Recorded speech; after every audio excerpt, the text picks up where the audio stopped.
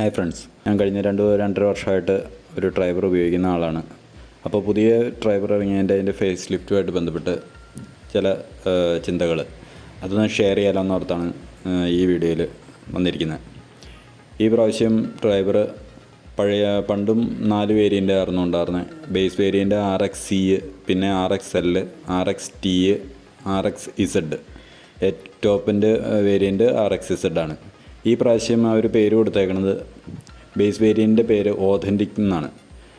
പിന്നെ അതിൻ്റെ തൊട്ട് മുകളിൽ എവല്യൂഷൻ, പിന്നെ അതിൻ്റെ മുകളിൽ ടെക്നോ, ഏറ്റവും അവസാനം ഇമോഷനാണ് ടോപ്പ് വേരിയൻ്റ്. ഈ ടോപ്പ് വേരിയൻ്റ് മാനുവൽ മോഡലും AMT വേരിയൻ്റ് മോഡലും കിട്ടും. അപ്പോൾ ഇതിൻ്റെ ഏകദേശം കറക്റ്റ് വിലയല്ല, എന്നാൽ ഏകദേശം ഒരു ഓൺ റോഡ് പ്രൈസായിട്ട് ബേസ് വേരിയൻറ്റിന് നമ്മുടെ നാട്ടിൽ ഒരു 7,40,000-41,000 രൂപയോളം ആവും. അതേസമയം ടോപ്പ് എൻഡ് വേരിയൻ്റ് AMTക്ക് 10,75,000 രൂപയോളം ആവും. അതേസമയം top end variant manual model മതിയെങ്കിൽ 10,14,000 രൂപയോളം ആവും. ഡ്യുവൽ ടോണിന് കേട്ടോ. AMT വേരിയൻറ്റും 10,75,000 എന്ന് ഞാൻ ഉദ്ദേശിച്ച ഡ്യുവൽ ടോണാണ്. ഇത്രയാണ് വിലയും അതിൻ്റെ വേരിയൻസിൻ്റെയും കാര്യം. പിന്നെ പറയാനുള്ള പ്രധാനമായിട്ട് കുറച്ച് അഡീഷണൽ ഫീച്ചേഴ്സ് വന്നിട്ടുണ്ട്. തീർച്ചയായിട്ടും പുറമേ ലുക്സിൽ വ്യത്യാസം വന്നിട്ടുണ്ട്, ഒരു എസ്തെറ്റിക് ആസ്പെക്റ്റിൽ വ്യത്യാസം വന്നിട്ടുണ്ട്. അതായത് കാഴ്ചയ്ക്ക് വ്യത്യാസം വന്നിട്ടുണ്ട്. ഫ്രണ്ട് ഗ്രില്ലും അതൊക്കെ നിങ്ങൾ ഇതിനോടകം TV യിലെല്ലാം കണ്ടിട്ടുണ്ടല്ലോ. പക്ഷേ നേരത്തെ ഇല്ലാതിരുന്ന പല കാര്യങ്ങളും പുതിയത് വന്നത് ഞാൻ എടുത്തു പറയാൻ ആഗ്രഹിക്കുന്നു. ഒന്ന്, പ്രധാനമായിട്ടുള്ള ക്രൂയിസ് കൺട്രോൾ ഉണ്ട്. എല്ലാ വേരിയൻറ്റിലൊന്നും അല്ല കേട്ടോ, ടോപ്പ് എൻഡിലുള്ള കാര്യമാണ് പറയുന്നത്. ക്രൂയിസ് കൺട്രോൾ ഉണ്ട്, അത് നേരത്തെ ഉണ്ടായിരുന്നില്ല. 2, റെയിൻ സെൻസിങ് വൈപ്പർ, മഴ പെയ്യുമ്പോൾ ഓട്ടോമാറ്റിക്കലി സെൻസ് ചെയ്ത് വൈപ്പ് ചെയ്യുക. പിന്നെ ഓട്ടോമാറ്റിക് ഹെഡ്ലൈറ്റ് തന്നെ പ്രവർത്തിക്കും. ഇത്രയും കാര്യങ്ങൾ. പിന്നെ ഫ്രണ്ടിൽ സെൻസർ വന്നിട്ടുണ്ട് പുതിയതിനകത്ത്, നേരത്തെ അങ്ങനെ ഉണ്ടായിരുന്നില്ല.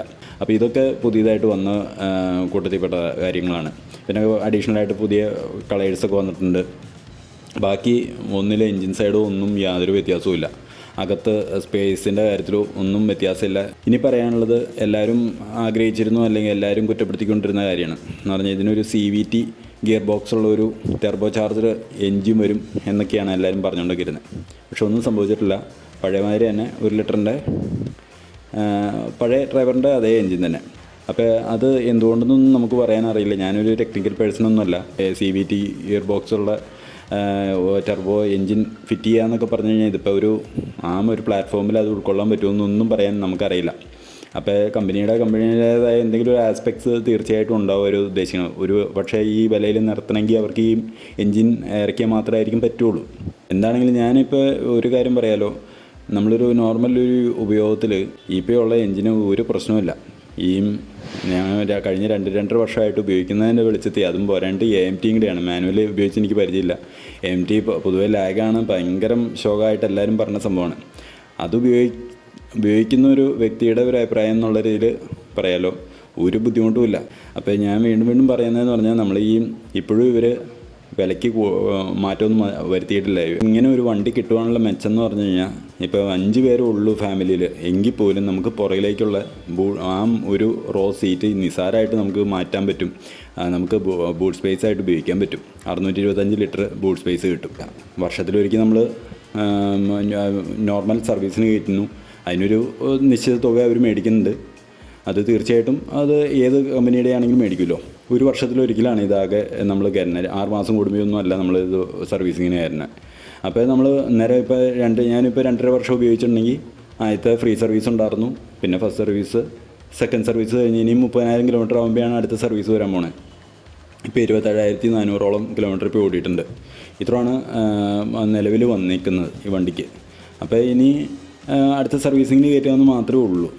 ഒരു വാല്യൂ ഫോർ മണി എന്നുള്ള രീതിയിൽ ഈ വണ്ടിയെ കൺസിഡർ ചെയ്യണതിന് തെറ്റില്ലെന്നുള്ള കേട്ടോ നമ്മുടെ ഒരു അഭിപ്രായമാണ്. ഞാൻ വീണ്ടും കൂടെ പറയണു, നമ്മൾ ഈ വണ്ടിയുടെ പ്രൊമോഷനോ ഒന്നുമല്ല. ഞാൻ ഒരു സാധാരണ ഒരു ആളുകൾക്ക് വാങ്ങിക്കാൻ പറ്റിക്കഴിഞ്ഞാൽ, അതും ഡ്രൈവിങ്ങിന് ഭയങ്കര അടിച്ചു പൊളിച്ച് ഓടിക്കാനൊന്നും നമുക്ക് പറ്റില്ല. പക്ഷേ ഒരു നോർമൽ ഉപയോഗത്തിന് സുന്ദരമായിട്ട് കൊണ്ടു നടക്കാവുന്ന ഒരു വാഹനം തന്നെയാണ് ഡ്രൈവർ. ഇപ്പോൾ ഈ ഫേസ് ലിഫ്റ്റൊക്കെ വന്നുകൊണ്ട് തന്നെ അതിൻ്റേത് പുതിയ ഫീച്ചേഴ്സും പുതിയൊരു കാഴ്ചയ്ക്കാണെങ്കിലും ഒരു വ്യത്യാസമൊക്കെ വന്നിട്ടുണ്ടല്ലോ ഇപ്പോൾ. അപ്പോൾ അതുകൊണ്ട് ക്രൂയിസ് കൺട്രോൾ എന്നൊക്കെ പറഞ്ഞു കഴിഞ്ഞാൽ അതുണ്ട്. അത് മാനുവൽ മോഡിലായിട്ടുള്ളൂ. മറ്റേ AMTക്ക് ക്രൂയിസ് കൺട്രോൾ കിട്ടില്ല. പക്ഷേ ഒരു ടോപ്പ് എൻഡ് വേരിയൻറ്റ് എടുക്കുവാണെങ്കിൽ തന്നെ അത്യാവശ്യം നല്ല ഫീച്ചേഴ്സുള്ള ഒരു 11 ലക്ഷത്തിൽ താഴെ 10,70,000 പിന്നെ ഓഫേഴ്സൊക്കെ കിട്ടുമായിരിക്കും. ഈ ഒരു നിശ്ചിത തുകയ്ക്ക് നമുക്ക് പുതിയൊരു വണ്ടി കിട്ടും. അത്യാവശ്യം നല്ല സ്പേസുള്ള നല്ല ട്രാവൽ കംഫർട്ടുള്ള ഒരു വണ്ടി കിട്ടും. അപ്പോൾ ഇതൊക്കെ ഒന്ന് ജസ്റ്റ് ഒന്ന് ഷെയർ ചെയ്യാമെന്ന് ഓർത്ത് മാത്രമാണ് ഈ വീഡിയോ. നിങ്ങൾക്ക് പ്രയോജനപ്പെടുമെന്ന് വിചാരിക്കുന്നു. നിങ്ങൾക്കുള്ള നെഗറ്റീവായിട്ടുള്ള കമൻസോ എന്തെങ്കിലും ഉണ്ടെങ്കിൽ അല്ലെങ്കിൽ അഭിപ്രായങ്ങളോ എന്തെങ്കിലുമൊക്കെ ഉണ്ടെങ്കിൽ കമൻറ്റ് ബോക്സിൽ അറിയിച്ചു കഴിഞ്ഞാൽ എല്ലാവർക്കും അത് അറിയാൻ പറ്റും.